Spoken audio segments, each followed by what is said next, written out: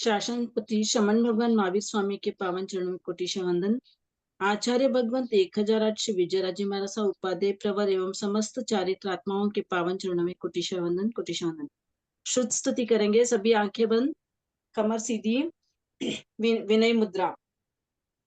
जो जन श्रद्धा भाव से करे श्रुत का ज्ञान, ज्ञानावरणीय कर्म टले प्राप्त करे सद्ज्ञान। तेरा ज्ञान अनंत है, मुझे ज्ञान की प्यास, केवल ज्ञानी मैं बनूं यही है अंतिम मास। केवल दर्शी मैं बनूं यही है अंतिम मास। आत्मानंदी मैं बनूं यही है अंतिम मास। सभी को सादर जय जिनेन्द्र, प्रणाम। पिछली कक्षा में हमने जम्बू द्वीप के बारे में जाना था, भरत क्षेत्र के बारे में जाना था। वहां पर जो 5वें आरे में क्या कौन सी चीजें लोप हो गई है, यानी 10 चीजें नहीं मिलेगी। उनमें देखा था कि 3 ज्ञान, अवधि ज्ञान, मन पर ज्ञान और केवल ज्ञान नहीं रहेगा। फिर परिहार, विशुद्धि चारित्र, सूक्ष्म संप्राय चारित्र और यथाख्य चारित्र, 3 चारित्र नहीं रहेंगे और 2 श्रेणियां नहीं रहेगी, उपशम श्रेणी और शपक श्रेणी, आहारक शरीर और पुलाक लब्धि। तो कल कोई पूछ रहे थे इसके बारे में, परिहार विशुद्धि चारित्र के बारे में और पुलाक लब्धि के बारे में। तो पुलाक लब्धि यानी पुलाक जो है वो एक निर्ग्रंथ का एक प्रकार है। 5 प्रकार के निर्ग्रंथ बताए गए हैं भगवती सूत्र के शतक 25 और उद्देशक 6 में। 5 प्रकार के निर्ग्रंथ बताए गए हैं। उनमें पहला है पुलाक। जो इनकी लब्धि होती है वो लब्धि पुलाक या पुलाक लब्धि वाले कहलाते हैं। ये जो है पुलाक लब्धि वाले जो साधु होते हैं, ये साधु ही होते हैं। 5 प्रकार के जो है नियंता वो साधु ही होते हैं। तो ये जो है इनको जो लब्धि होती है, तो उस लब्धि का जब कभी प्रयोजन हो जाए तो वो लब्धि का प्रयोग करते हैं। लेकिन ये जो है इसमें दोष ही लगता है इनको, साधु का ये लब्धि का अगर प्रयोग करते हैं तो दोष ही लगता है।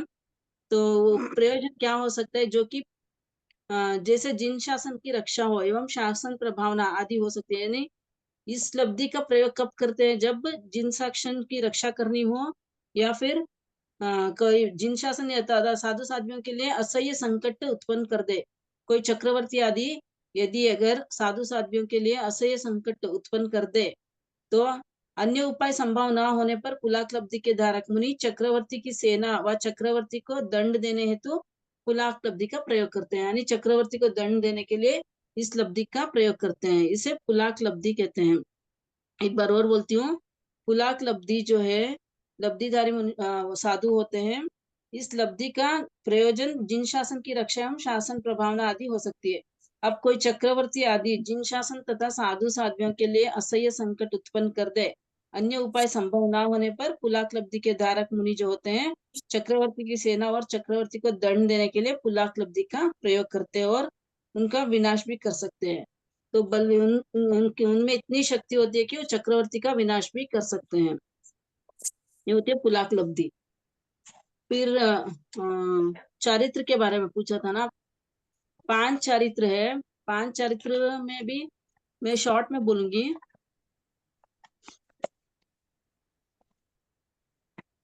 अगर डिटेल चाहिए तो 25 बोल की लास्ट जो 25 बोल की बुक है जो उसमें डिटेल्स आया हुआ है वो भी देख सकते हैं। सामायिक चारित्र किसे कहते हैं, जिस चारित्र में समता भाव की प्राप्ति हो उसे सामायिक चारित्र कहते हैं। यानी सावध्य योगों का त्याग होता है उसे सामायिक चारित्र कहते हैं और समता भाव की प्राप्ति हो। दूसरा है छेदोपस्थापनीय, पहले ग्रहण किए हुए संयम को छठे छेद कर फिर संयम में आना, अर्थात पहले जितने दिन संयम पालन किया हो उसे न गिनकर दूसरी बार संयम लेने का समय से दीक्षा काल गिनना और बड़े छोटे का व्यवहार करना, उसे छेदोपस्थापनीय चारित्र कहते हैं। यानी पहली जो दीक्षा पर्याय है उसको छेद कर देते हैं। यदि कोई दोष लगा हो, ऐसे कुछ हुआ हो तो उस दीक्षा पर्याय को छेद कर देते हैं, वापस उनको महाव्रतों में आरोपण करते हैं, उसे छेदोपस्थापनीय कहते हैं। लेकिन ये जो है पहले और अंतिम तीर्थंकर के समय में जो है बड़ी दीक्षा कहते हैं, उसे छेदोपस्थापनीय चारित्र कह सकते हैं। और बाकी के 22 तीर्थंकरों के समय में भी ये होता है छेदोपस्थापनीय, लेकिन उसमें जो है दीक्षा पर्याय को कम कर देते हैं। यदि कोई दोष लग जाए उनमें, तो उसके उसमें जो है उनकी दीक्षा पर्याय को कम करके फिर नई दीक्षा दी जाती है। उस समय से उनको वापस दीक्षा का समय गिना जाता है। तो उससे उस हिसाब से फिर उनको छोटे बड़े का व्यवहार करना पड़ता है। फिर परिहार विशुद्धि चारित्र, जिसमें परिहार विशुद्धि नाम की तपस्या की जाती है, उसे परिहार विशुद्धि चारित्र कहते हैं। इसमें जो है कल मैंने बताया था, 9 साधु मिलकर तप की आराधना करते हैं।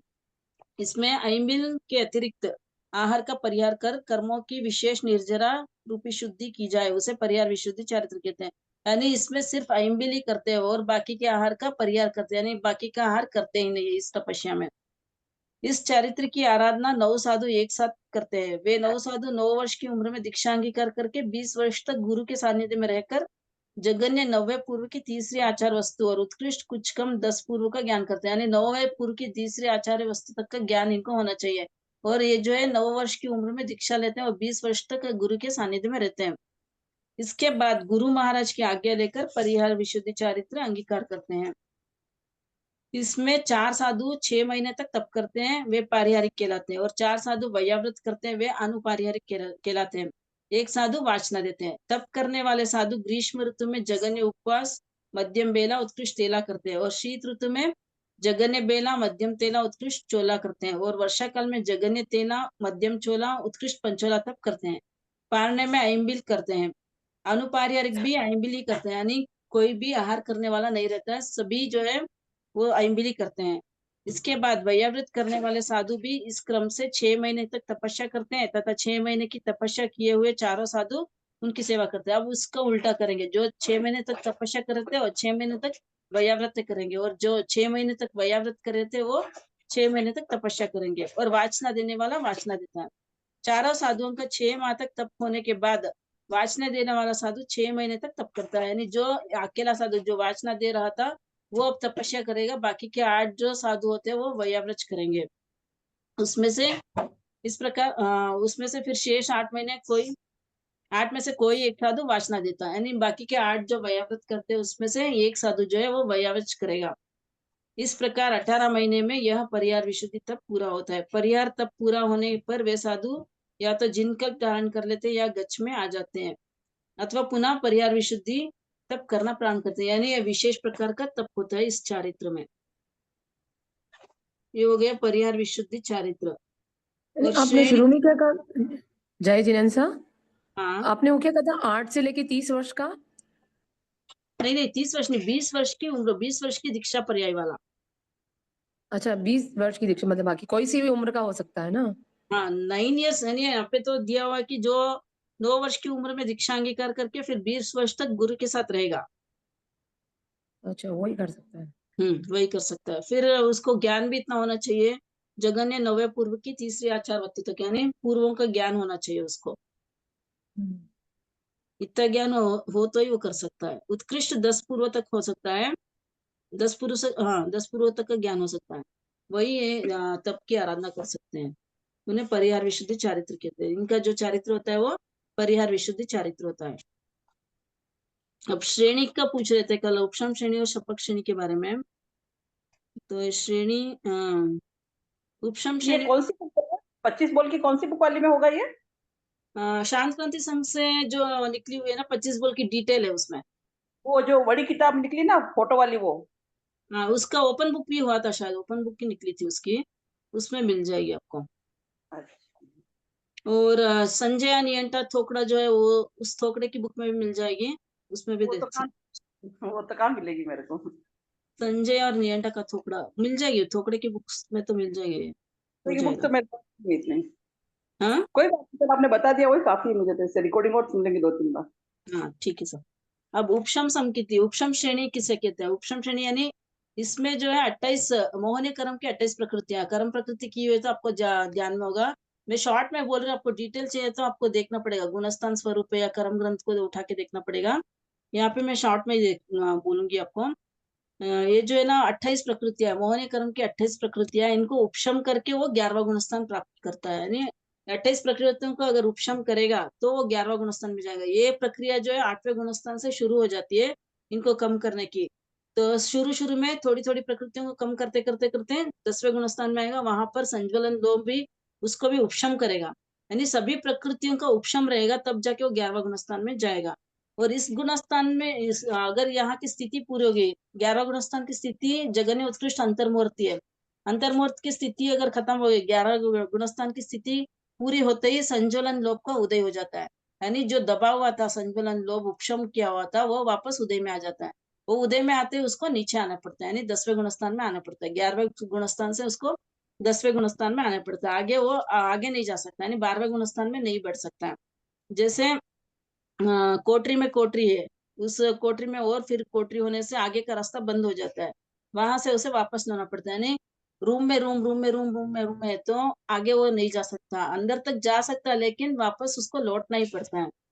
इसी प्रकार 11वां गुणस्थान से वापस लौटना पड़ता है, ये है जो उपशम श्रेणी है। और शपक श्रेणी में जो 28 प्रकृतियां बताई गई है वो उसको है ना क्षीण करता जाएगा, यानी पूरे खत्म करता जाएगा। तो उस शपक श्रेणी में वो एक ही बार करेगा शपक श्रेणी, तो उपशम श्रेणी तो वापस आके वापस कर भी सकता है उपशम श्रेणी, लेकिन शपक श्रेणी जो है पूरा जीवन काल में यानी कितने भी भव वो एक ही बार करेगा, एक ही बार करने के बाद वो मोक्ष में जाएगा ही। तो इसमें जो है सभी प्रकृतियों को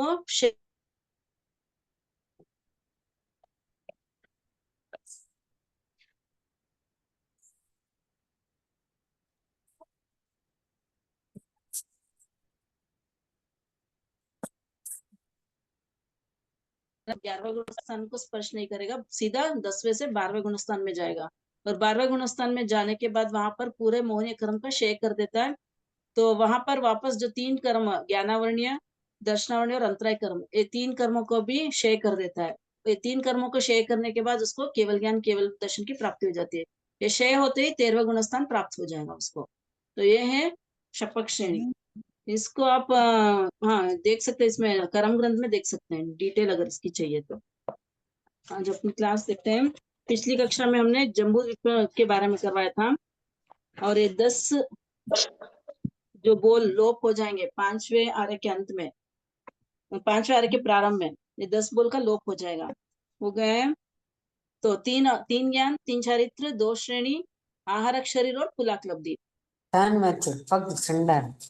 अब हाँ? स्लो नहीं एकदम कम है देखो। भरत क्षेत्र में सब अपना फोन म्यूट रखे सा। भरत क्षेत्र में अवसर्पिणी काल, उत्सर्पिणी काल एवं काल चक्र कितने कितने समय के होते हैं, यानी अवसर्पिणी काल कितने समय का होता है, उत्सर्पिणी काल कितने समय का होता है, और काल चक्र कितने समय का होता है। तो एक अवसर्पिणी काल एवं एक उत्सर्पिणी काल का मिलाकर एक काल चक्र होता है, यानी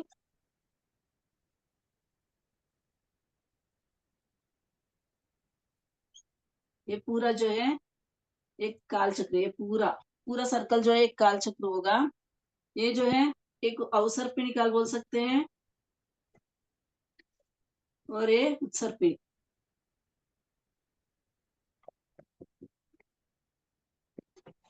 उत्सर्पिणी यानी सभी चीजें जो है कम घटती घटती जाएगी, और उत्सर्पिणी में सभी चीजें जो है बढ़ती जाएगी, यानी स्थिति अवगाना सभी बढ़ती जाएगी। उत्सर्पिणी काल में सभी स्थिति वगैरह सब घटती जाएगी इसमें।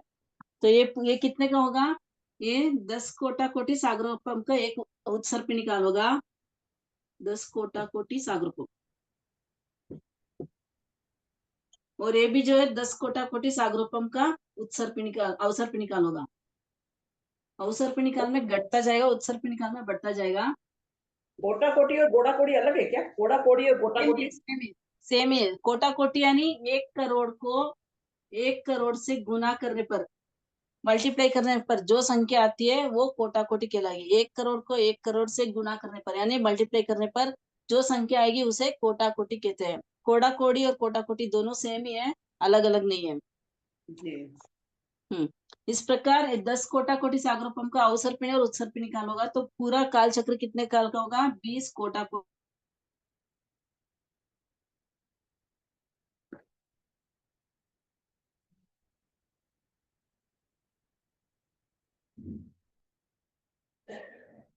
आवाज बंद हो गई आपकी। काल के 6 आरों में कैसे कैसे परिवर्तन होता है इसके बारे में जानेंगे। ये इसका जो आधार है वो जम्बू द्वीप प्रज्ञप्ति सूत्र से लिया हुआ है, उसमें से आया हुआ है। तो जम्बू द्वीप प्रज्ञप्ति में इसका वर्णन है। अब इसमें 19 द्वार है, 19 द्वारों में से इसका वर्णन करेंगे। द्वारों के नाम, पहला यानी पहला आरा, दूसरा आरा, तीसरा आरा, चौथा आरा, पांचवा आरा, छठा आरा, 6 आरा है। और द्वारों के नाम है, फर्स्ट जो है नाम द्वार। नाम द्वार में पहले आरा का नाम है सुकमा सुकमा, दूसरे आरे का नाम है सुकमा, तीसरे आरे का नाम है सुकमा दुकमा, चौथे आरे का नाम है दुकमा सुकमा, पांचवे आरे का नाम है दुकमा, और छठे आरे का नाम है दुकमा दुकमा। ये आपके पास पीडीएफ है, तो आप ये खोल के देख सकते हैं, तो आपको इजी रहेगा। अब दूसरा द्वार है अर्थ द्वार, यानी इस नाम का क्या अर्थ होता है। सुकमा सुकमा का अर्थ क्या होगा, अत्यंत सुख। सुकमा दूसरा आरे का क्या है, सुकमा नाम है, तो उसका अर्थ क्या है, सुख। तीसरा आर्य का नाम है सुकमा दुकमा, उसका अर्थ होता है सुख अधिक और दुख कम। चौथा आर्य का नाम है दुक्मा सुकमा, इसमें दुख अधिक होगा और सुख कम होगा। पांचवा आर्य का नाम है दुक्मा, तो उसका अर्थ है दुख। छठे आर्य का नाम है दुक्मा दुक्मा, उसका अर्थ है अत्यंत दुख। अब इस आर्य में इन आरों की स्थिति देखते हैं। पहले आर्य की स्थिति कितनी है, 4 कोटाकोटि सागरोपम की। दूसरे आर्य की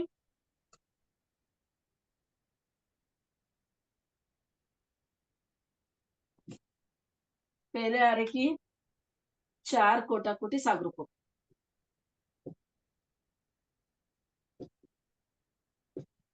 दूसरे आर्य की 3 कोटाकोटि सागरोपम, तीसरे आर्य की 2 कोटाकोटि सागरोपम, चौथे आर्य की 1 कोटाकोटि सागरोपम में से 42,000 वर्ष कम, -42,000 वर्ष। यानी 1 कोटाकोटि सागरोपम जो है उसमें से 42,000 वर्ष कम करना है। बोर्ड दिख रहा है। अब पांचवे आर्य की स्थिति है 21,000 वर्ष, और छठे आर्य की स्थिति है 21,000 वर्ष। ये पूरा टोटल करेंगे तो 10 कोटाकोटि सागरोपम आएगा। ये अवसर पीढ़ी काल का है। अवसर पीढ़ी काल में पहला आरा 4 कोटाकोटि सागरोपम पर रहेगा, दूसरा आरा 3 कोटाकोटि सागरोपम का, तीसरा आरा 2 कोटाकोटि सागरोपम का, चौथा आरा 1 कोटाकोटि सागरोपम में से 42,000 वर्ष कम रहेगा। पांचवा आरा है 21,000 वर्ष का, छठा आरा है 21,000 वर्ष का। ये टोटल मिला के 10 कोटाकोटि सागरोपम का एक अवसर पीढ़ी काल होता है। फिर इसमें मनुष्य की स्थिति, मनुष्य की स्थिति जो है, पहला आरा लगते 3 पल्योपम की रहेगी, उतरते 2 पल्योपम। दूसरा आरा लगते 2 पल्योपम की रहेगी, उतरते 1 पल्योपम की स्थिति रहेगी। तीसरा आरा लगते 1 पल्योपम की रहेगी और उतरते 1 करोड़ पूर्व की रहेगी। चौथा आरा लगते 1 करोड़ पूर्व की रहेगी, उतरते 100 वर्ष जाजेरी की रहेगी। और पांचवा आरा लगते 100 वर्ष जाजेरी की रहेगी, उतरते 20 वर्ष की रहेगी। और छठा आरा लगते 20 वर्ष, उतरते 16 वर्ष की रहेगी। पांचवा द्वार है मनुष्यों की अवगाना, यानी मतलब जब पहला मतलब ये जब खत्म तो उम्र घटती जाएगी, वो फिर 80 वर्ष ही हो जाएगी, ऐसा? क्या जब ये पांचवा आरा खत्म होगा तो ये उम्र घटती जाएगी, यूं? घट रहे ना, 20 वर्ष है ना, घट रही ना। हाँ, तो 20 वर्ष मतलब 80 हो जाएगी, उसे 80 साल की हो जाएगी, ऐसे? 80 साल कैसे, 20 100 में वर्ष रहेंगे, 20 वर्ष की रहेगी उम्र बस सब। हाँ, अभी जो 100 वर्ष जाजेरी बोल रहे हैं ना, अभी तो स्टार्टिंग में, अभी क्या है, कितने साल से जी सकता है, ज्यादा से ज्यादा 100 वर्ष, इससे अच्छा, उसे ज्यादा खाली नहीं। 20 हाँ वर्ष ही रहेगी, उतरते काल में 20 वर्ष ही हाँ, रहेगी बस। उतरते काल में 20 वर्ष ही रहेगी, क्योंकि घट रहे हैं ना। अभी भी देख सकते हो आप, 70 साल में, 80 साल में सब मर ही रहे हैं ना, हाँ, तो और घट जाएगी। पांचवा आरा का अंत जब होगा तब तो और घट जाएगी ना। 21,000 वर्ष है अभी तो पांचवा आरा में।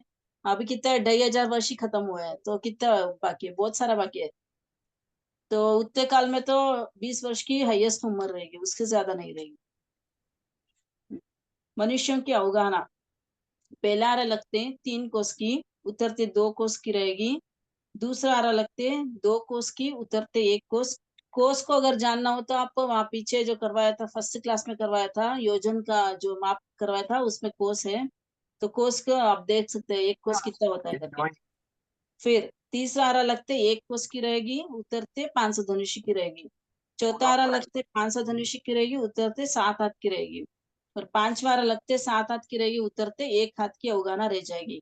और छठा आरा में लगते 1 हाथ की रहेगी, उतरते मूंड हाथ रह जाएगा। मूंड हाथ यानी 1 हाथ से भी थोड़ा कम।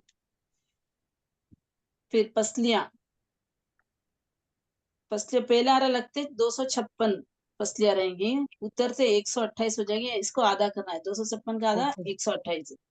फिर दूसरा आरा लगते हैं 128 रहेगी, उत्तर से 64 हो जाएगी, वापस आधा करना है यहाँ पे भी। तीसरा आरा लगते 64 रहेगी और उत्तर से 32 रह जाएगी। फिर चौथा आरा लगते हैं 32, उतरते 16। पांच लगते 16 और उतरते 8 पसलियां रहेंगी। छठा आरा लगते 8 पसलियां रहेगी, उतरते 4 पसलियां रह जाएगी। हो गए पसलियां। आगे 7वां द्वार है जवानी द्वार। लगते पहला आरा लगते 49 दिन में जवानी आ जाएगी, यानी 49 डेज में जवानी आ जाएगी।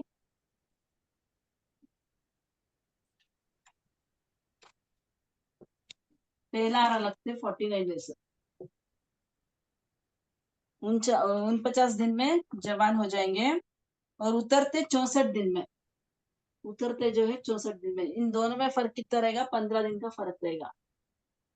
तो 15 की संख्या याद रखना, 49 के बाद 15 ऐड करेंगे तो 64 हो जाएगा। फिर दूसरा आरा लगते 64 दिन और उतरते 79 डेज। दूसरा आरा लगते पेज नंबर कौन सा है दी जय जिनेंद्र? पेज नंबर जय जिनेंद्र, पेज नंबर 19 दूसरा आरा लगते 64 रहेगा, उतरते 79 डेज यानी 79 दिन। यहाँ पे भी 15 का डिफरेंस रहेगा। तो 15 आप दिन 49 15 दिन कोई कुछ पूछ रहा है? 15 दिन जोड़ते जाओ, ऐसा ना? जोड़ते आगे जाओ। से हाँ, 49 में 15 दिन जोड़ दो 64 हो जाएगा, 64 में 15 दिन जोड़ दो 79 हो जाएगा। ठीक है,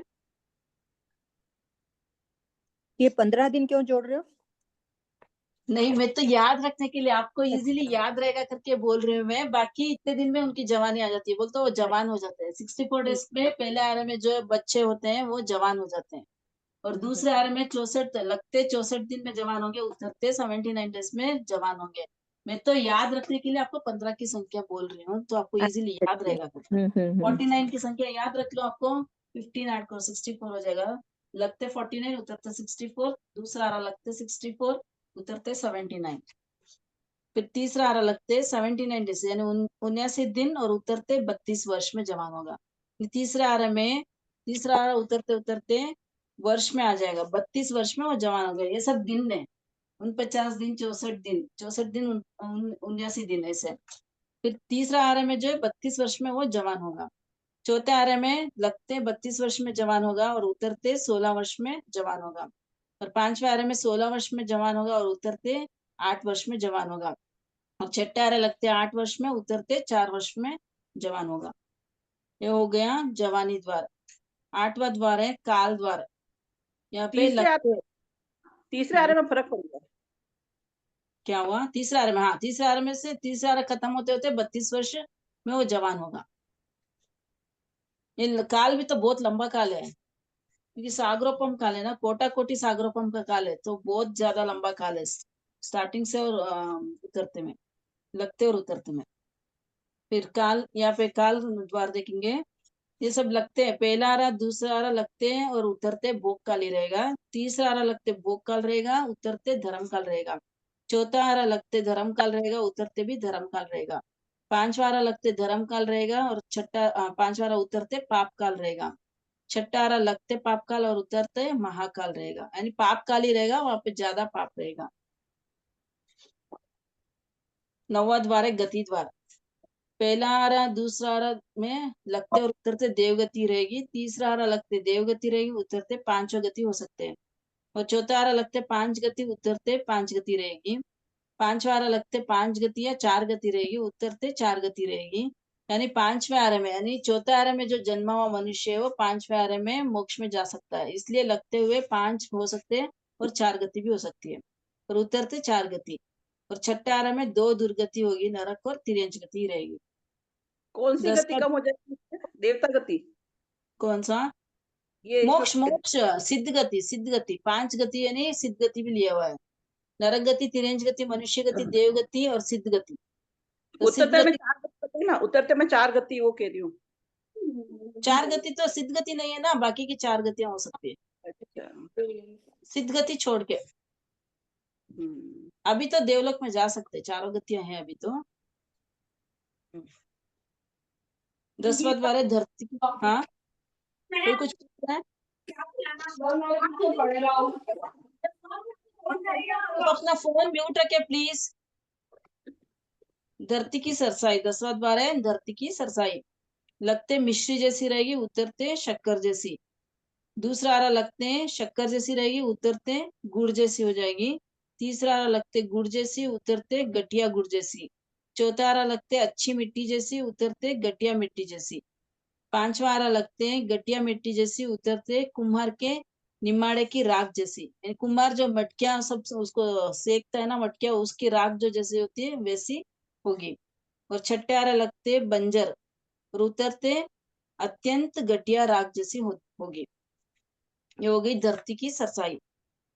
11वां द्वार है आहार की इच्छा। पहला आरा लगते 3 दिन से आहार की इच्छा होगी और उतरते 2 दिन से।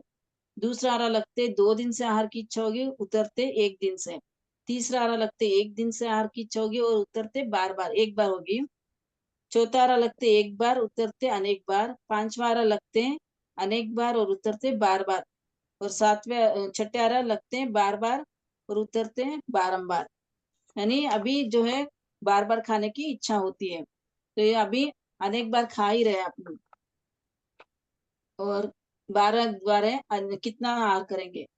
पहले आरे में तुअर की दाल के बराबर आहार करेंगे। दूसरे आरे में बेर के बराबर।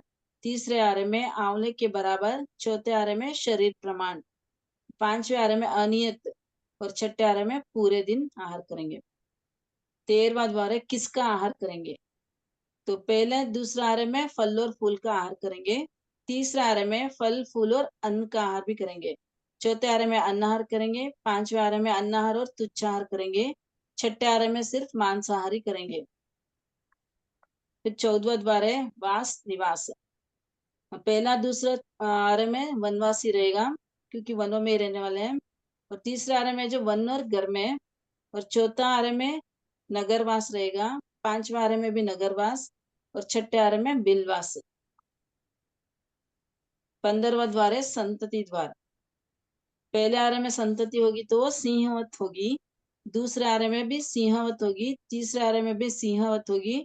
चौथे आरे में गायवत होगी। पांचवे आरे में भी गायवत होगी और छठे आरे में कुतियावत होगी। यानी अनेक बच्चों को जन्म देंगी छठे आरे में। 16वां द्वार है सहानन द्वार। पहला दूसरा तीसरा आरे में वज्र ऋषभ नारद सानन, एक ही सहानन रहेगा क्योंकि वो युगलिक होते हैं। और चौथे आरे में 6 सहानन पाए जाते हैं। पांचवे आरे में 6 सहानन भी होगा और अंत में 1 सहानन होगा। और छठे आरे में सेवार्थक सहानन होता है। संस्थान द्वार। पहले दूसरे तीसरे आरे में सम चतुरस्र संस्थान होता है। चौथे आरे में 6 संस्थान होंगे। पांचवे आरे में भी 6 संस्थान और अंत में 1 संस्थान होगा। और छठे आरे में एक कुंडक संस्थान रहेगा। 18वां द्वार है जयजिनेंद्र सर, ये हम्म। सेवार्थक क्या होता है? सहनन है एक प्रकार का, हड्डियों की रचना। सहनन यानी अच्छा हड्डियों की रचना। अच्छा, ठीक है। ये सबसे बोल तो सबसे खराब वाला खराब वाली रचना रहेगी। यानी हड्डियों की रचना इतनी मजबूत नहीं रहेगी। सेवार्थक सहनन जिसका होगा ना, वो उसकी हड्डियां मजबूत नहीं रहेगी। तो पंचम आर्य में तो दी सेवार्थक सहननी तो है। ना तो शुरू शुरू में हो सकता है सहनन, 6 सहनन हो सकता है, फिर अंत में 1 आ गया ना। अभी ऐसे ही बोलते हैं कि 1 ही सहनन है। हाँ, सेवार्थक हमारे अभी एक ही बताते हैं ना कि इस टाइम एक ही सहनन है। 1 ही बताते हैं, लेकिन किसी किसी को हो सकता है शुरू शुरू में 6 सहनन हो सकते हैं, 6 संस्थान हो सकते हैं, 5 वारा लगते ही हो सकता है। क्योंकि मोक्ष जाने वाले भी है ना 5 वारे में। तो मोक्ष जाने वाले को तो वज्र ऋषभ नारद सहनन वाला ही मोक्ष जा सकता है, बाकी वो नहीं तो जा सकता। मोक्ष तो नहीं, मतलब वो तो उसमें जाएगा ना, ये 5 अनुत्तर वारे विमान में। छोटे वारे में वहां से जन्मा हुआ है, लेकिन 5 वारे में जा रहा है ना, मोक्ष तो पाएगा ही ना। नहीं, सहनन अनुत्तर विमान में जाके फिर ही तो जाएगा ना, नहीं या नहीं नहीं, डायरेक्ट यहीं से? जो चौथे आरे में जन्मा है वो मोक्ष में जा सकते। जैसे जम्बू स्वामी है, सुधर्मा स्वामी है, वो हम्म अब 5 वारे लगने के बाद ही वो मोक्ष में गए ना। हम्म। तो उनके हिसाब से वज्र ऋषभ नारद सहनन वाला ही मोक्ष में जा सकता है। जी, संस्थान कोई भी हो सकता है, लेकिन सहनन तो वज्र ऋषभ नारद सहनन ही चाहिए मोक्ष में जाने के लिए। वो तो नरक में भी जा सकते हैं, वज्र हाँ, वज्र नरक में भी जा सकते हैं और चारों गति में भी जा सकते हैं, चारों लेकिन गति में मोक्ष में जा सकते मोक्ष में जाने के लिए वज्र ऋषभ नारद सहनन जरूरी है। ठीक है। आगे स्पर्श द्वार, पहले आरे में मक्खन जैसा होगा, दूसरे आरे में रेशम के गुच्छे जैसा होगा स्पर्श, तीसरे आरे में आग की रुई जैसा होगा, चौथे आरे में रुई जैसा, पांचवें आरे में कंकर पत्थर के सदृश होगा, और छठे आरे में सर्प बिच्छू डंक जैसा और तलवार धार सदृश होगा। और 19वां द्वार है वर्षा द्वार। पहले आरे में अगर वर्षा होगी तो 10,000 वर्ष तक धरती की सरसाई नहीं जाएगी, यानी पहले आरे में अगर वर्षा होगी तो 10,000 वर्ष तक भी धरती की सरसाई रहेगी। दूसरे आरे में मतलब वर्षा गीली होगी तो रहेगी, धरती गीली रहेगी। हाँ, सरसाई यानी गीली रहेगी। दूसरे आरे में वर्षा होगी तो 1,000 वर्ष तक धरती की सरसाई नहीं जाएगी, और तीसरे आरे में वर्षा होगी तो 100 वर्ष तक धरती की सरसाई नहीं जाएगी। चौथे आरे में वर्षा होगी तो 10 वर्ष तक धरती की सरसाई नहीं जाएगी, और पांचवें आरे में तरसता तरसता बरसे और बरसता बरसता सूखे, ऐसी रहेगी। और छठे आरे में गोबर के अंगारे और खड्गधार जैसी वर्षा होगी, पर्वत प्रसाद टूट जाएंगे, यानी वर्षा खड्गधार जैसी होगी जिससे प्रसाद यानी मकान वगैरह सब टूट जाएंगे। ये 6 आरों का वर्णन हो गया। और छठे आरे में क्या है इसके बारे में जानेंगे। छठा आरा जो है भयंकर दुखदाई होगा, तीव्र आंधी तूफान के साथ अंगारे के जैसी वर्षा होगी, जिससे शाश्वत बड़े पर्वत एवं नदियों को छोड़कर सब कुछ नष्ट हो जाएगा, यानी जो शाश्वत नदियां और पर्वत है उनको छोड़कर बाकी की सब चीजें जो है वो नष्ट हो जाएंगी। गरम राख के समान पृथ्वी हो जाएगी, यानी गरम राख के जैसी पृथ्वी रहेगी।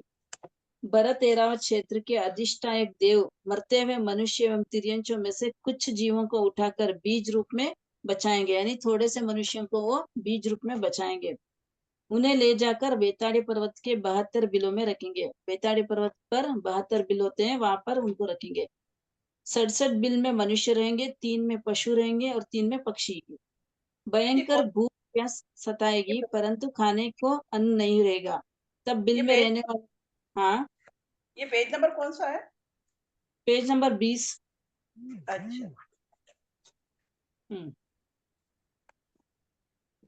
भयंकर भूख प्यास सताएगी परंतु खाने को अन्न नहीं रहेगा, तब बिल में रहने वाले मनुष्य प्रातः एवं सायं संध्या के समय बिल से बाहर निकलेंगे। गंगा सिंधु नदी में रहे कच्च मच्छ आदि को निकालकर गर्म मिट्टी में गाड़ देंगे।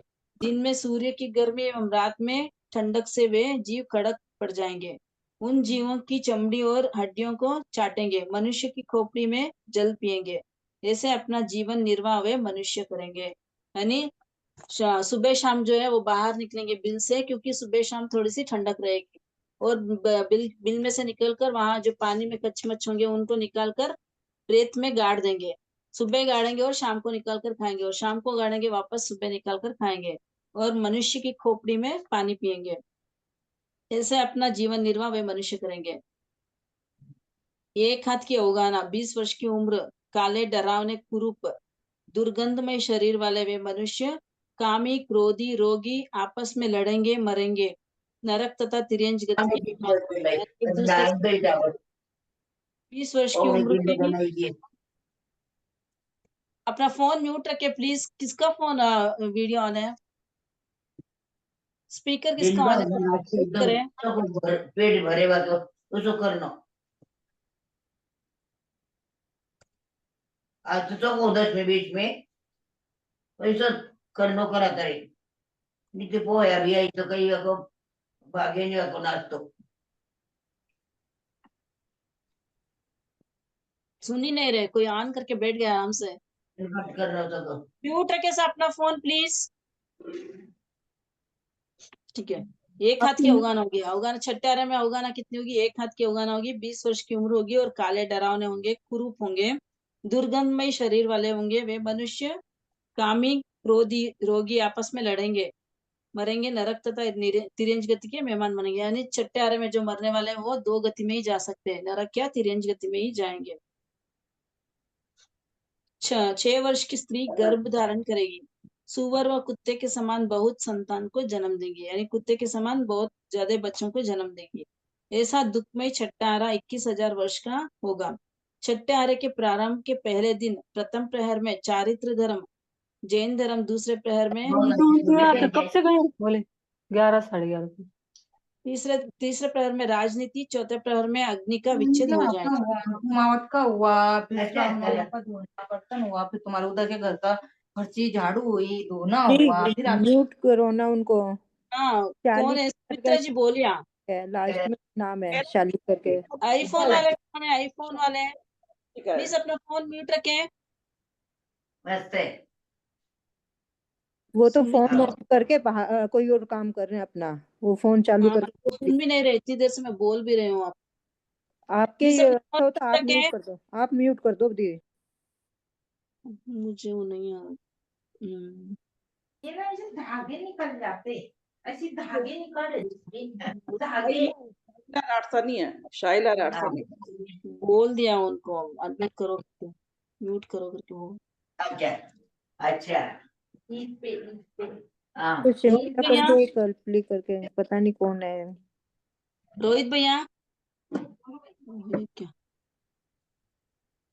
ठीक है, अभी नहीं आ रहा है। सुअर व कुत्ते के समान बहुत संतान को जन्म दिए ना। छठे आर्य के प्रारंभ के पहले दिन प्रथम प्रहर में चारित्र धर्म जैन धर्म का विच्छेद हो जाएगा। दूसरे प्रहर में अन्य धर्म का, तीसरे प्रहर में राजनीति का विच्छेद हो जाएगा, चौथे प्रहर में अग्नि का विच्छेद हो जाएगा। छठे आर्य की झलक को समझ कर रे आत्मन तू जागृत हो जाए। नहीं, ऐसा दुर्गति में ही होगा ये छठे आर्य। तो इसका वर्णन सुनकर अपने को जागृत होना है। अभी भी जो जीव दान पुण्य व्रत पचकान सत्यशील संयम का पालन करेंगे वे इस छठे आर्य में जन्म नहीं लेंगे। यानी अभी भी अपन धर्म ध्यान कर ले, दान पुण्य कर ले तो इस छठे आर्य से बच सकते हैं। छठे आर्य में हमारा जन्म ना हो इसके लिए हमें सम्यक पुरुषार्थ करना चाहिए, वैराग्य भाव बढ़ाना चाहिए। अभी कुंडा में रत्न पड़ा है, उसे उठा लेना चाहिए। यानी अभी भी अपन यानी छठे आर्य में जाने से बच सकते हैं। अगर धर्म ध्यान करेंगे तो अच्छी गति में ही जाएंगे। अगर देव गति में जाएंगे तो वहां पर तो मिनिमम 10,000 वर्ष है ये, और उत्कृष्ट पल्योपम सागरोपम की स्थिति होगी। तो अपने को बचना है तो खूब धर्म ध्यान करेंगे। श्रावक अगर दीक्षा नहीं ले सकते तो श्रावक व्रत तो अंगीकार कर ही सकते हैं, और श्रावक की गति भी देव गति होती है, इसलिए सबको श्रावक तो बनना ही चाहिए। अब लघु दंडक। पिछली कक्षा में समुद्गत द्वार सन्निद्वार हो गया, आज वेद द्वार करवाएंगे। वेद द्वार में 11वां द्वार है वेद द्वार, पेज नंबर 55। अंगोपांग नाम कर्म के उदय से प्राप्त शरीर की बाह्य आकृति को द्रव्य वेद कहते हैं। यानी चिन्ह, जो चिन्ह दिखाई देता है वो है बाह्य आकृति, वो द्रव्य वेद होता है। तथा मोहनीय कर्म के उदय से चित्त में उत्पन्न मानसिक विकार को भाव वेद कहते हैं। यानी जो मन में जो भाव होते हैं वो भोगेच्छा की जो भाव होते हैं वो भाव वेद होता है। वेद के 3 वेद है। शारीरिक आकृति क्या है? वो द्रव्य वेद है। और भाव जो हो रहा है, भाव से भोगने की इच्छा हो रही है तो वो भाव वेद होगा। ये 3 वेद है, स्त्री वेद, पुरुष वेद और नपुंसक वेद। द्रव्य स्त्री वेद, स्त्री की आकृति प्राप्त होना, यानी स्त्री का शरीर प्राप्त होना ही द्रव्य वेद है। और द्रव्य पुरुष वेद, पुरुष की आकृति प्राप्त होना। द्रव्य नपुंसक वेद, पुरुष स्त्री दोनों के सम्मिश्रण लक्षण न्यूनाधिक अंश में विद्यमान होता है, वो द्रव्य नपुंसक वेद है। अब भाव स्त्री वेद, जिसके उदय से जीव को पुरुष के संसर्ग की इच्छा होती है, यानी जिसके उदय से पुरुष के साथ भोगने की इच्छा होती है वो भाव स्त्री वेद है। और जिसके उदय से जीव को स्त्री के संसर्ग की इच्छा होती है वो भाव पुरुष वेद है। और जिसके उदय से उभयलिंग यानी स्त्री और पुरुष दोनों के साथ संसर्ग की इच्छा रूप मोहाग्नि अत्यंत प्रदीप्त रहती है वो भाव नपुंसक वेद है। और किस किस दंडक में अब कौन से वेद पाए जाते हैं? तो पहला नारकी में एक नपुंसक वेद ही रहेगा, क्योंकि वहां पर वो नपुंसकी है तो नपुंसक वेद ही रहेगा। देवता में भवनपति से दूसरा देवलोक तक 2 वेद रहेंगे, स्त्री वेद और पुरुष वेद रहेंगे। यानी 64 प्रकार के देवता। कोई बता सकते हैं 64 प्रकार के देवता कौन से हैं? गति में आया हुआ है 64 प्रकार के देवता, कोई बता सकते हैं? हाँ 15 25 बावनपति 26 ज्ञानवंतर। हाँ? 25 बावनपति 26 ज्ञानवंतर, 51 हाँ। तो ये हो गए। 10 ज्योतिषी हो गए, ठीक है ना, हम्म। और ना 64 है ना, तो है ना ये दो देवलोक, कितने पहला दूसरा 62, हाँ, और 2 किल्बिशी, एक किल्बिशी, 1 किल्बिशी, हाँ, कितने हो गए, हाँ, एक 25 किल्बिशी और हाँ, तो ये 64 एक प्रकार के देव, यानी भवनपति से दूसरे देवलोक तक दिया हुआ है, तो इसमें पूरे 64 प्रकार के आ गए। अगर वाणमंत्र में पूछेंगे कितने वेद है, तो क्या बोलेंगे, 2 वेद रहेंगे। अगर पहला किल्बिशी में पूछेंगे कितने वेद है, तो 2 वेद रहेगा। तो पहला किल्बिशी तक जो है वो 64 प्रकार के देवता है। 25 भवनपति, 26 वाणमंत्र, 10 ज्योतिषी, पहला दूसरा देवलोक और पहला किल्बिशी, ये 64 प्रकार के। इनमें 2 वेद पाए जाते हैं। तीसरे देवलोक से सर्वार्थ सिद्ध तक एक ही वेद पाया जाएगा, यानी पुरुष वेद ही होगा। तीसरे देवलोक से स्त्रियां नहीं होती है, सिर्फ दूसरे देवलोक तक की देवियां होती है। रेंज में 5 स्थावर, 3 विकलेंद्रिय, असन्नी तिरेंज पंचेंद्रिय में 1 नपुंसक वेद पाया जाता है। सन्नी तिरेंज स्त्रियां कौन से देवलोक तक जा सकती है? स्त्रियां कौन से देवलोक तक जा सकती है? हाँ, मतलब देवियां कौन से देवलोक मतलब ये जो होती है ना, देवा कौन से देवलोक तक जा सकती? जो देवियां है वो हाँ, 5वें देवलोक तक जा सकती है, उसके आगे नहीं जा सकती है। लेकिन वो जो भोग भोगना होता है उनकी इच्छा से हो जाता है, विकुर्वणा से कर देते हैं वो। वेक्रिय शरीर है तो उनको सिर्फ रूप का चिंतन करने से भी उन देवलोकों का देवों का जो इच्छा है वो पूर्ति हो जाती है। देवियां वहां तक नहीं जाती, आगे तक तो शायद 5वें देवलोक तक जा सकती है। इसको कंफर्म मुझे पता नहीं है नहीं, कहाँ मैं तक। 8वां देवलोक तक जा सकती है, लेकिन एक बार मैंने किसी से पूछा तो उन्होंने मुझे 12 देवलोक तक बताया पूरा ही, क्योंकि बोली वो नहीं, चिंतन से भी जाती है, तो भी चिंतन में भी तो होती है ना, तो चिंतन चिंतन तक में भी जा तो सकती है। चिंतन करते हैं, लेकिन देवियां वहां तक जाती है वो मुझे नहीं पता, इसके बारे में कंफर्म नहीं पता। मैं आपको नेक्स्ट क्लास में बता सकती हूँ, देख के अगर एक बार हो तो। ठीक है, हाँ लेकिन देवियां होती दूसरे देवलोक तक की होती है, उससे आगे तो हाँ, किसी देव की इच्छा होती है भोग भोगने की तो जा सकती है, बाकी वहां पे होती नहीं। अपरिग्रहिता जाती है, हाँ, अपरिग्रहिता वाली जाती है। नहीं कोई भी अपरिग्रहिता वाली जाती है, शायद वही जाती होगी, परिग्रहिता तो नहीं जाएगी हाँ, क्योंकि परिग्रही है हाँ, तो। वो तो है। हाँ, सन्नी तिरेंज पंचेंद्रिय में तीनों वेद पाए जाएंगे, स्त्री पुरुष और नपुंसक वेद। अब मनुष्य में कर्म भूमिज मनुष्य में तीनों, यानी स्त्री पुरुष और नपुंसक तीनों वेद पाए जाते हैं। युगलिक मनुष्य में 2 ही होंगे, स्त्री और पुरुष वेदी होंगे। और असन्य मनुष्य में 1 नपुंसक वेद होगा। सिद्ध भगवान अवेदी होते हैं। यह वर्णन द्रव्य वेद की अपेक्षा समझना चाहिए। भाव वेद तो सिद्धों के अलावा सभी में तीनों हो सकते हैं, भाव वेद तीनों भी हो सकते हैं। और कर्म भूमिज मनुष्य में जो 9वें गुणस्थान के ऊपर जो होते हैं वो अवेदी भी होते हैं। 9वें गुणस्थान से 14वें गुणस्थान तक उनको अवेदी भी बोलते हैं। तो कर्म भूमि मनुष्य में तीनों वेद पाए जाते हैं और अवेदी भी होते हैं। 9वें गुणस्थान से ऊपर के जो होते हैं, 9वें 10वें 11वें गुणस्थान में जो भी जीव है कर्मभूमि मनुष्य है, उनके वो अवेदी भी होते हैं। 12वां द्वार है पर्याप्ति द्वार। आहार आदि के पुद्गलों को ग्रहण करने तथा उन्हें आहार शरीर आदि रूप में परिणमने की आत्मा की शक्ति विशेष को पर्याप्ति कहते हैं। यानी आहार आदि के पुद्गल को ग्रहण करके उसको शरीर आदि के रूप में बनाने का जो काम है वो पर्याप्ति द्वारा होता है। पर्याप्ति 6 प्रकार की होती है। आहार पर्याप्ति उत्पत्ति के प्रथम समय में जीव बाह्य आहार ग्रहण करता है, यानी वो जो आहार ग्रहण करता है उसे खल और रस रूप में विभक्त करने की शक्ति आहार पर्याप्ति है। इसका काल एक समान का है, एक समय का है। अच्छा, मतलब बेक्रिय व आहारक शरीर में खल व रस का अभाव है, अतः उनमें परिभाषा इस प्रकार समझे, ग्रहण किए आहार में से शरीर रचना में उपयोगी तथा अनुपयोगी का अलग करने की शक्ति। यानी बेक्रिय और आहारक शरीर, ये औदारिक शरीर की अपेक्षा बोल रहे हैं कि जो आहार ग्रहण करते हैं वो जो उपयोग में आ रहा है उसको खल रूप में, जो उपयोग में नहीं रहा है वो वेस्ट रूप में निकलेंगे, कचरे के रूप में। लेकिन बेकरी और आहारक शरीर में ऐसा नहीं होगा। अतः इनमें परिभाषा इस प्रकार समझे कि ग्रहण किए आहार में से शरीर रचना में उपयोगी तथा अनुपयोगी को अलग करने की शक्ति समझेंगे। उदाहरण दे रहे हैं, गन्ने पीलने की चरखी, जो उसमें गन्ना डालते हैं, एक तरफ से रस व एक तरफ से कचरा निकलता है। गन्ने की चरखी की तरह यहाँ आहार पर्याप्ति है। दूसरी पर्याप्ति है शरीर पर्याप्ति। रस को 7 धातु में, यानी रस की प्राप्ति तो हो गई, आहार पर्याप्ति में रस की प्राप्ति हो गई। इस रस को 7 धातुओं में परिणत करने वाले साधन विशेष को शरीर पर्याप्ति कहते हैं। यानी इसमें 7 धातु होते हैं, रस, रक्त, मांस, मेद, चर्बी, हड्डी, मज्जा और वीर्य। ये 7 धातु है।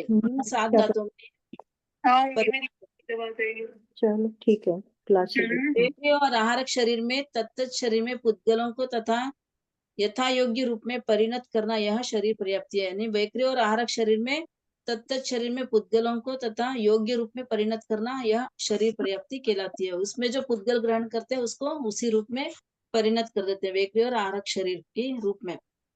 तीसरी है इंद्रिय पर्याप्ति। रस में से जिस जीव को जितनी इंद्रिय प्राप्त करनी हो उन इंद्रिय योग्य पुद्गलों को ग्रहण करके इंद्रिय रूप परिणत करना ऐसी शक्ति का साधन इंद्रिय पर्याप्ति कहलाती है।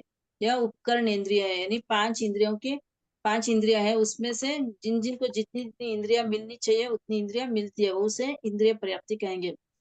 श्वासोच्छ्वास पर्याप्ति। श्वासोच्छ्वास वर्गणा के पुद्गलों का ग्रहण, परिणमन, अवलंबन, विसर्जन करने की शक्ति का साधन श्वासोच्छ्वास पर्याप्ति। यानी जैसे ऑक्सीजन को ग्रहण कर रहे हैं उसको वापस कार्बन डाइऑक्साइड में कन्वर्ट कर रहे हैं और उसको वापस निकालना, ये सब क्या है? श्वासोच्छ्वास पर्याप्ति है। भाषा पर्याप्ति। भाषा वर्गणा के पुद्गलों का ग्रहण, परिणमन, अवलंबन, विसर्जन करने की शक्ति का साधन भाषा पर्याप्ति है। यानी बोलने की शक्ति जिससे प्राप्त होती है वो भाषा पर्याप्ति से होती है। मन पर्याप्ति। मनोवर्गणा के पुद्गलों का ग्रहण, परिणमन, अवलंबन, विसर्जन करने की शक्ति का साधन मन पर्याप्ति है। ये हो गया 6 पर्याप्तियां हैं। अब किस किस में कौन सी पर्याप्तियां हैं? पहली नारकी में 6 सभी पर्याप्तियां मिलती है और देवता में 5 सभी होती है, लेकिन भाषा और मन दोनों समकाल में पूर्ण होती है, इसलिए 5 पर्याप्तियां कही है। यानी समय अलग अलग होता है, पहला आहार पर्याप्ति खत्म हो जाती है, फिर शरीर पर्याप्ति खत्म होती है। ये तो अंतर्मूर्त का समय है, पर्याप्ति जो है 6 पर्याप्ति अंतर्मूर्त में खत्म हो जाती है, लेकिन ये जो भाषा और मन जो है ना, दोनों पर्याप्तियां एक साथ पूरी होती है देवता में, इसलिए यहाँ पर 5 लिया, लेकिन पाते सभी है, 6 भी होती है पर्याप्तियां। तिर्यंश में 5 स्थावर में 4 पर्याप्तियां होंगी, आहार, शरीर, इंद्रिय और श्वासोच्छ्वास पर्याप्ति होगी। और 3 विकलेंद्रिय असनि तिर्यंश पंचेंद्र में इनको जीवा भी है, तो इनकी बोलने की शक्ति भी रहेगी, तो इसलिए यहाँ पर भाषा पर्याप्ति भी आ जाएगी। पहले के 4 आहार, शरीर, इंद्रिय, श्वासोच्छ्वास और उसके साथ में भाषा भी आ जाएगी। सन्नी तिर्यंश पंचेंद्र में 6 पर्याप्तियां रहेगी। मनुष्य में कर्मभूमि सन्नी मनुष्य में और युग्लिक में 6 पर्याप्तियां रहेगी। असन्नी मनुष्य में 3.5 पर्याप्तियां। आहार, शरीर, इंद्रिय और श्वासोच्छ्वास अपूर्ण रहेगा, यानी श्वास लेंगे वापस छोड़ेंगे तब तक उनका काल हो जाएगा। जो असन्नी मनुष्य है उनमें 3.5 पर्याप्ति बताई गई है। और सिद्ध भगवान 9 पर्याप्त 9 अपर्याप्त होते हैं। असन्य मनुष्य श्वासोच्छ्वास पर्याप्ति को पूर्ण किए बिना ही काल कर जाते हैं, इसलिए वहां पे 3.5 पर्याप्ति कही गई है। अगला द्वार है दृष्टि द्वार, 13वां द्वार। तत्व की समझ को दृष्टि कहते हैं। दृष्टि के 3 भेद है, सम्यक दृष्टि, मिथ्या दृष्टि और मिश्र दृष्टि। सम्यक दृष्टि यानी वस्तु का जैसा स्वरूप है उसे वैसा ही मानना या वीतराग वाणी पर श्रद्धा रखना, यह सम्यक दृष्टि है। यानी जो वस्तु जैसी है उसको वैसा ही मानना, यह सम्यक दृष्टि है। और वीतराग वाणी पर श्रद्धा रखना। मिथ्या दृष्टि वस्तु के स्वरूप को विपरीत मानना या वीतराग वाणी को मिथ्या मानना, यह है मिथ्या दृष्टि। सम्यक दृष्टि के विपरीत यानी उल्टा मिथ्या दृष्टि है। मिश्र दृष्टि वीतराग वाणी पर ना तो रुचि रखना और न अरुचि रखना, वो है मिश्र दृष्टि। तो अब कौन से दंडक में कौन सी दृष्टियां हैं? नारकी और देवता में भवनपति से लेकर नवग्रह तक में तीनों दृष्टियां पाई जाती है। सम्यक दृष्टि भी होंगे, मिथ्या दृष्टि भी होंगे और मिश्र दृष्टि भी होंगे, यानी तीनों दृष्टियां पाई जाती है। नारकी और देवता में नवग्रह तक, भवनपति से लगाकर नवग्रह तक। फिर 15 पारमाधार में और 3 कृषि में एक मिथ्या दृष्टि रहेगी और 5 अनुत्तर विमान में एक सम्यक दृष्टि ही रहेंगी। 15 परमाधार में जो देव है जो नरक में वेदना देते हैं उनमें एक दृष्टि पाई जाती है, वो मिथ्या दृष्टि रहेगी। और जो 3 किलबिशी देव हैं उनमें भी एक मिथ्या दृष्टि ही रहेगी। तिर्यंश में 5 स्थावर में एक मिथ्या दृष्टि रहेगी। 3 विकलेंद्र और असन्नी तिर्यंश पंचेंद्र में 2 दृष्टि रहेगी, सम्यक दृष्टि और मिथ्या दृष्टि। यानी 3 विकलेंद्र और असन्नी तिर्यंश पंचेंद्र जब अपर्याप्त रहते हैं तब उनमें 2 दृष्टि हो सकती है, पर्याप्त होते हैं उनमें एक ही दृष्टि रहेगी, मिथ्या दृष्टि रहेगी। अपर्याप्त अवस्था में 2 दृष्टि रहेगी, सम्यक दृष्टि और मिथ्या दृष्टि। सन्नी तिर्यंश पंचेंद्र में और कर्मभूमि सन्नी मनुष्य में तीनों दृष्टि पाई जाती है। असन्नी मनुष्य और 56 अंतर्द्वीप एकांत मिथ्या दृष्टि होते हैं, वो मिथ्या दृष्टि रहे। 30 अकर्म भूमि में 2 दृष्टि पाई जाएगी, मिथ्या दृष्टि और सम्यक दृष्टि। और सिद्ध भगवान में एक सम्यक दृष्टि ही पाई जाती है। आगे करें, दृष्टि द्वार हो गया। कोई डाउट्स हैं किसी को? ठीक है, फिर आगे का द्वार बताते हैं। 14वां द्वार है दर्शन द्वार। वस्तु के सामान्य स्वरूप को जानना दर्शन कहलाता है। दर्शन 4 प्रकार के: चक्षु दर्शन, अचक्षु दर्शन, अवधि दर्शन और केवल दर्शन। चक्षु दर्शन किसे कहते हैं? चक्षुर इंद्रिय के द्वारा जो पदार्थ के सामान्य अंश का बोध होता है उसे चक्षु दर्शन कहते हैं। यानी चक्षु इंद्रिय से जो सामान्य जो बोध होगा वो चक्षु दर्शन है।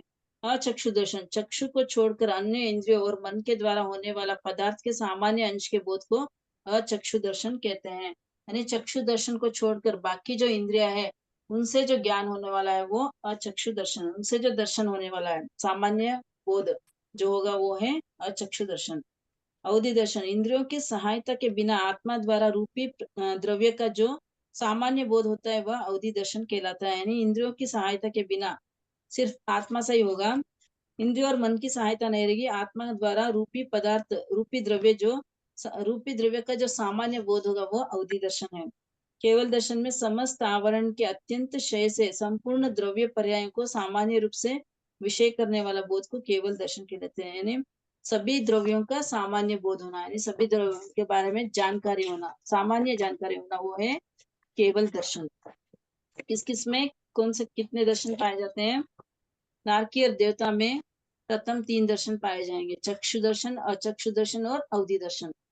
तिर्यंच में 5 स्थावर और बेंद्रिय और तेंद्रिय में एक अचक्षु दर्शन ही रहेगा, क्योंकि आंखें नहीं है। 5 स्थावर में भी नहीं है, बेंद्रिय में भी नहीं है, तेंद्रिय में भी आंखें नहीं है, तो एक अचक्षु दर्शन ही रहेगा। चौरेंद्रिय और असन्नी तिर्यंच पंचेंद्रिय में 2 दर्शन होंगे: चक्षु दर्शन और अचक्षु दर्शन। सन्नी तिर्यंच पंचेंद्रिय में तीनों हो सकते हैं, प्रथम 3: चक्षु दर्शन, अचक्षु दर्शन और अवधि दर्शन। क्योंकि अवधि ज्ञान भी हो सकता है तिर्यंच पंचेंद्रिय में, तो अवधि दर्शन रहेगा। मनुष्य असन्नी मनुष्य और ऋग्विक मनुष्य में 2 होंगे, चक्षु और अचक्षु दर्शन होंगे।